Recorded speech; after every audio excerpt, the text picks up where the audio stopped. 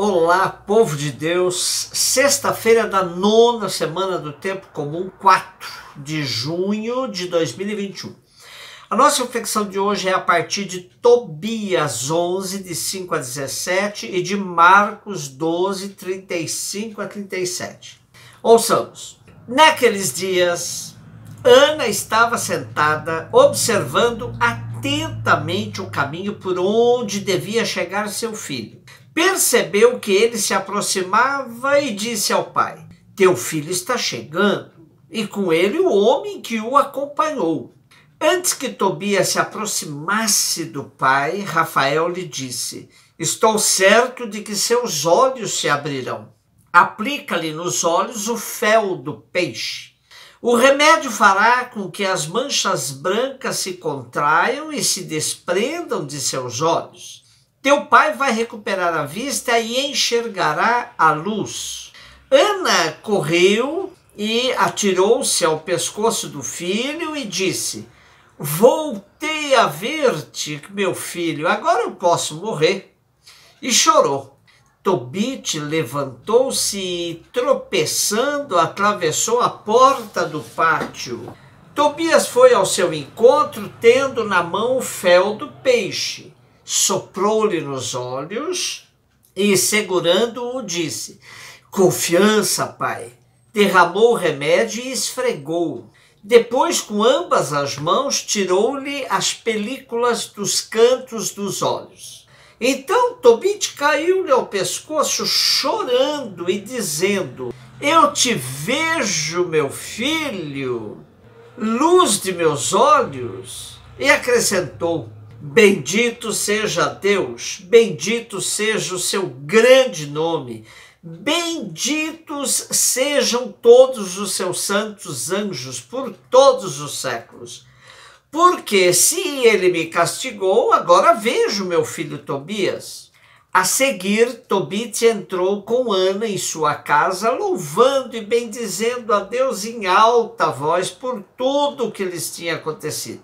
E Tobias contou ao pai como tinha sido boa a viagem deles por obra do Senhor Deus, como haviam trazido dinheiro e como se tinha casado com Sara, filha de Raguel.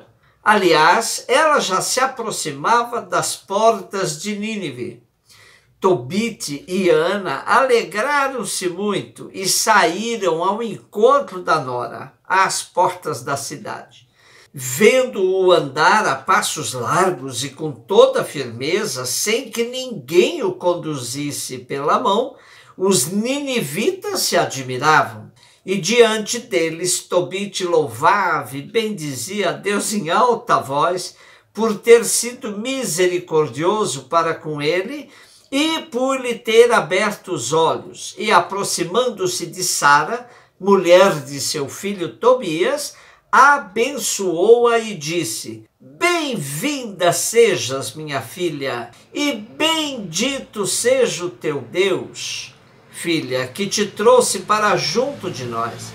Abençoado seja o teu pai, abençoado o meu filho Tobias, e abençoada seja tu, minha filha. Entra em tua casa com saúde, a ti bênção e alegria. Entra, minha filha."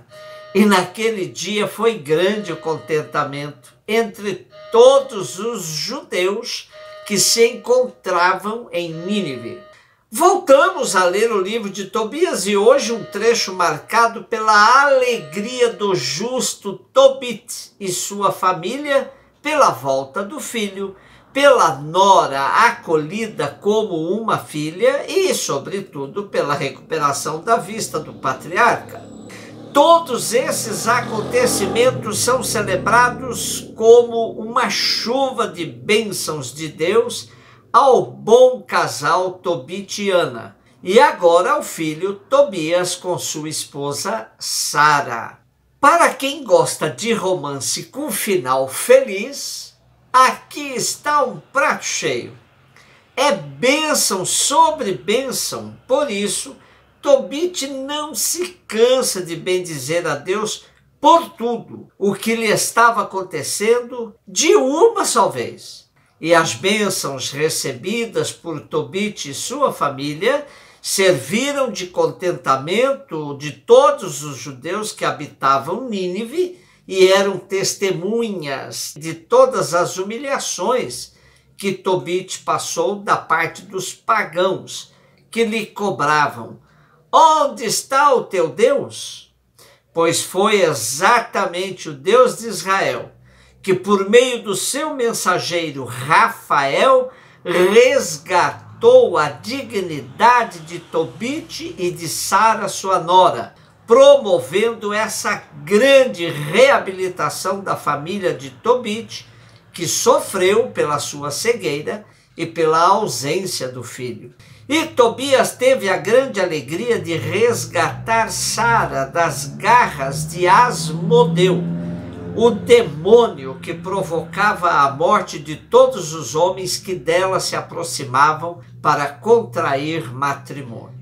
Marcos 12, de 35 a 37. Jesus ensinava no templo dizendo: como é que os mestres da lei dizem que o Messias é filho de Davi?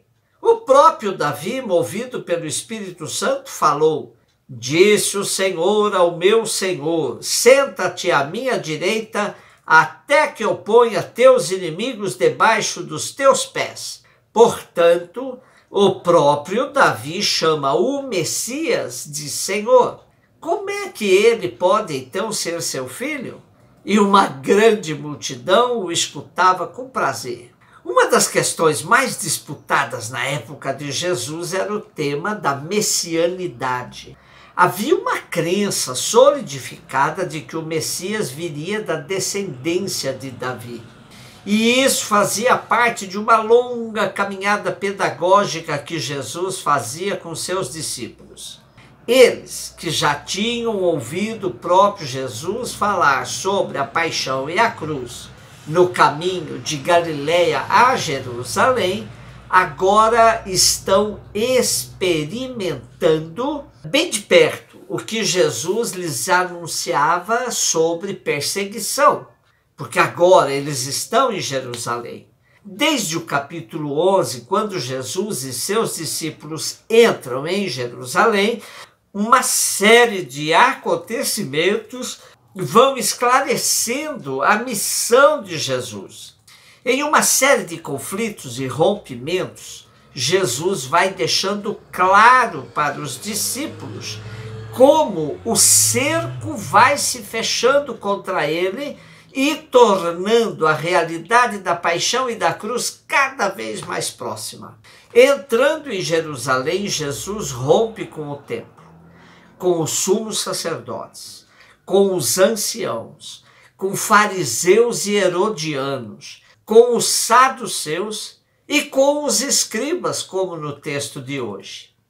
A crença na descendência messiânica de Davi era praticamente uma cláusula pétrea do judaísmo do tempo de Jesus.